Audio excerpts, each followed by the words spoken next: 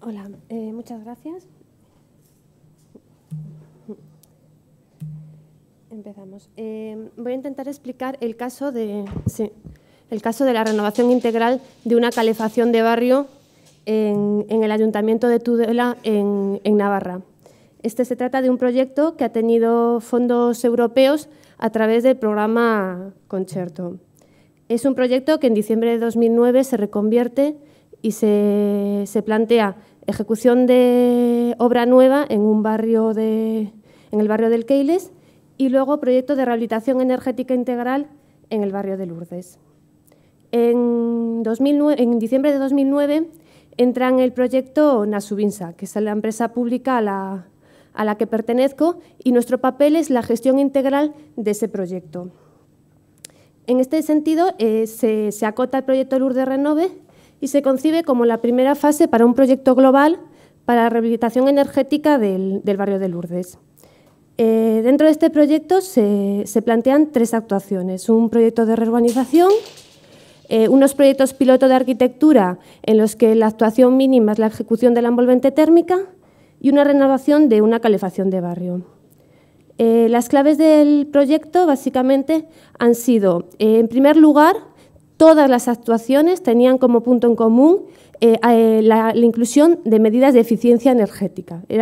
Es el elemento común de todas las actuaciones. Por otra parte, destacar el modelo de gestión. Es una actuación en la que se ha integrado la Administración, que ha creado un marco adecuado.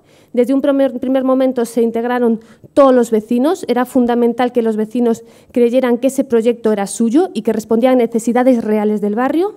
Una implicación muy importante de los técnicos del sector de la construcción, y estas 3 patas estaban articuladas a través de Nasubinsa, de mi empresa, bueno, de la empresa en la que yo trabajo. La tercera clave del proyecto ha sido que se obtuvo financiación por la Caja de Ahorros de Navarra para el 100% de las inversiones que se fueran a acometer. La calefacción de barrio San Juan Bautista es una calefacción que da servicio a 31 portales y 486 viviendas. Es una calefacción de finales de los años 60, comienzo de los 70, cuya sala de calderas estaba completamente obsoleta. Había sido gas o gasóleo y se le habían cambiado los quemadores a gas, y la red de distribución tenían importantísimos problemas. En este contexto, cuando entramos en el proyecto, el único planteamiento que había era cambiar las antiguas calderas de gasoil por calderas de biomasa. Vimos que era una solución que no daba respuesta. Era una solución que no servía tanto porque no había espacio suficiente en la sala de calderas y porque no iba a dar resultados ni resolver los problemas fundamentales que tenían esta instalación.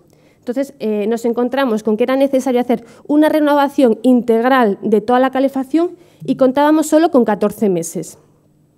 En esos 14 meses había que definir el proyecto, buscar las ayudas, la financiación, la empresa para ejecutar las obras y llevar a cabo los servicios energéticos, conseguir el acuerdo en la comunidad, la tramitación de las licencias, tema de reurbanización, ejecución de las obras y puesta en marcha.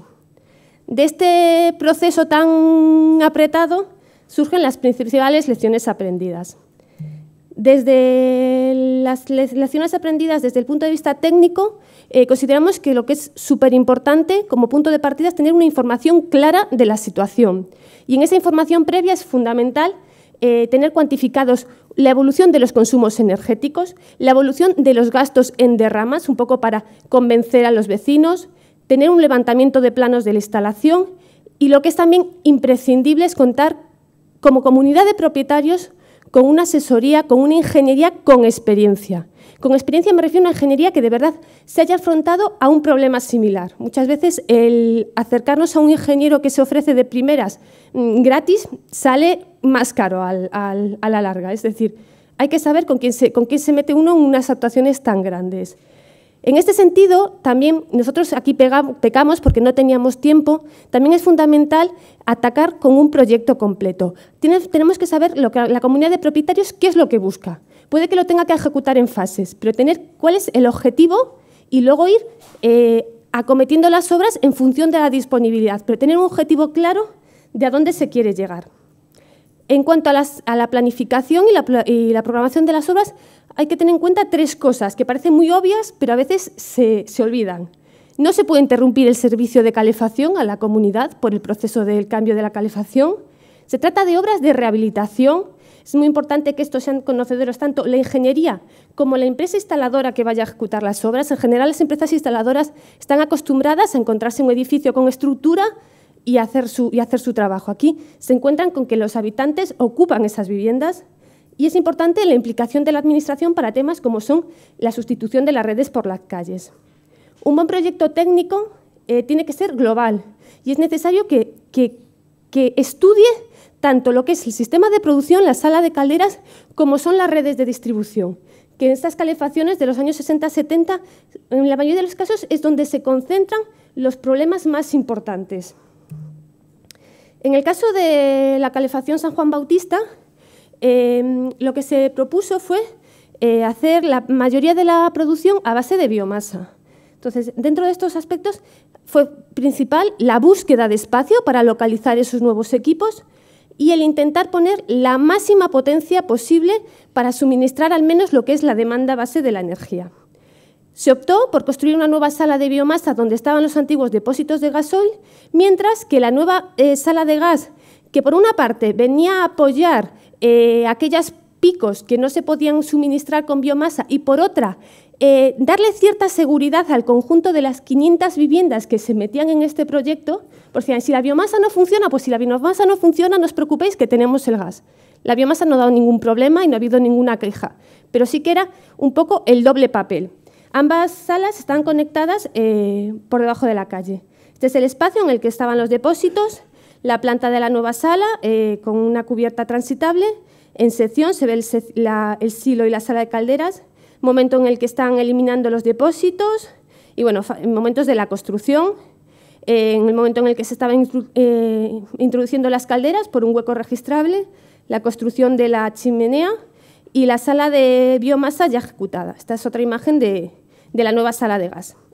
En cuanto a las redes de distribución, hay algunos aspectos a destacar. Importancia de coordinar con los proyectos de reurbanización de las zonas. Calefacciones de barrio que sean conocedoras de que se va a llevar un proceso de reurbanización, hay que ponerse en contacto con el ayuntamiento si el ayuntamiento no lo tiene en cuenta.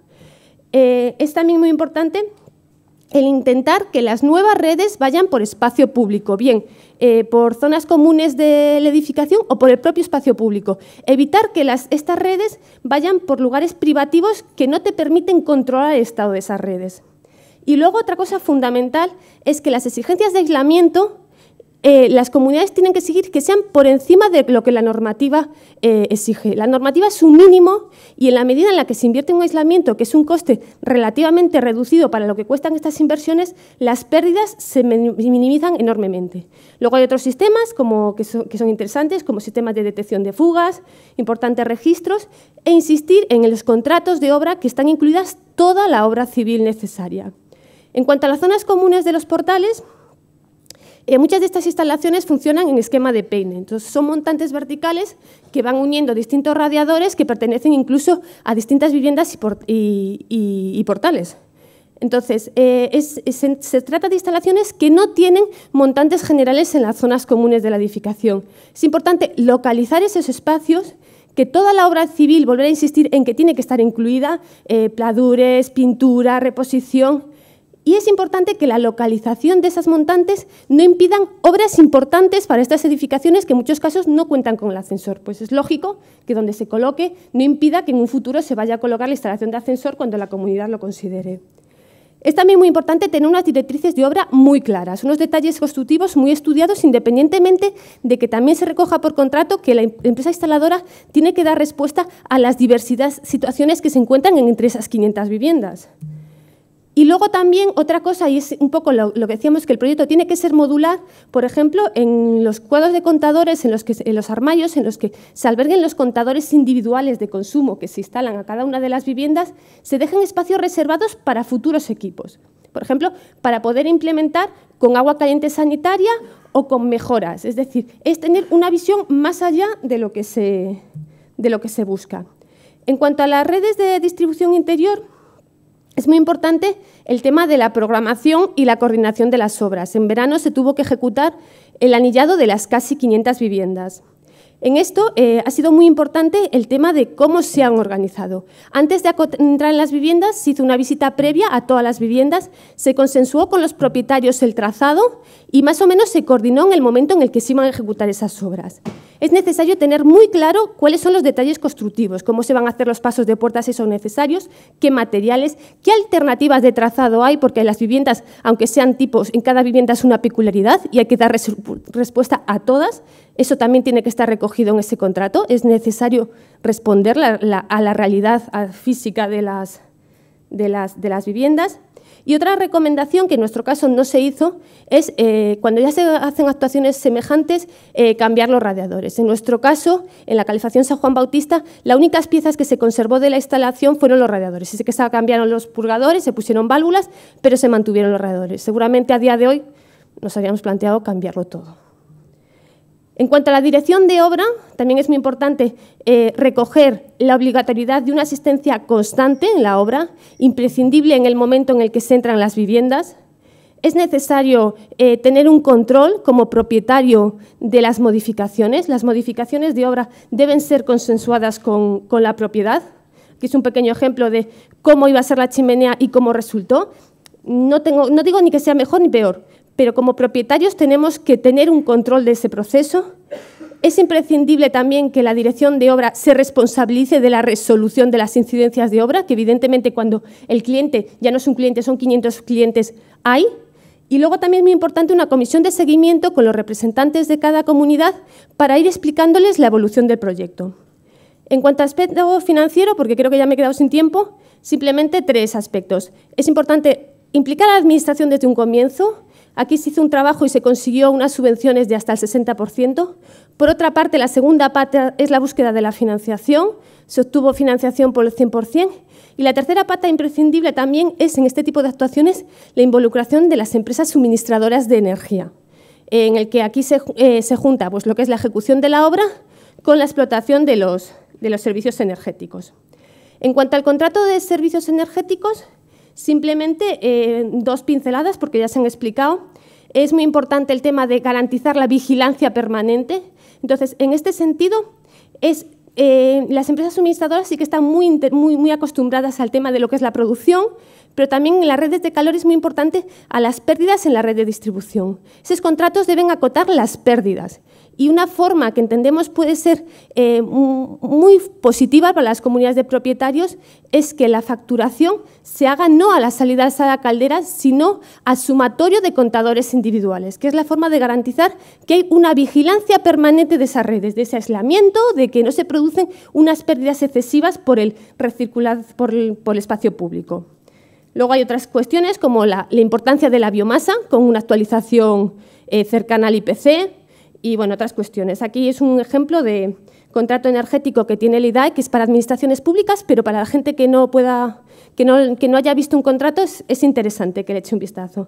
En cuanto a la adopción del acuerdo, es necesario conocer los estatutos de las comunidades de propietarios cuando existen, y si no, sabemos que la Ley 19/2009 permite adoptar el acuerdo con una cuota de participación de 3/5 o del 60%. En el caso de la calefacción San Juan Bautista se hicieron 2 votaciones a nivel de portal, primero a nivel de propietarios, con voto individual, y luego a nivel de portal. Y en los 2 casos se alcanzó una mayoría bastante por encima de la exigible por ley.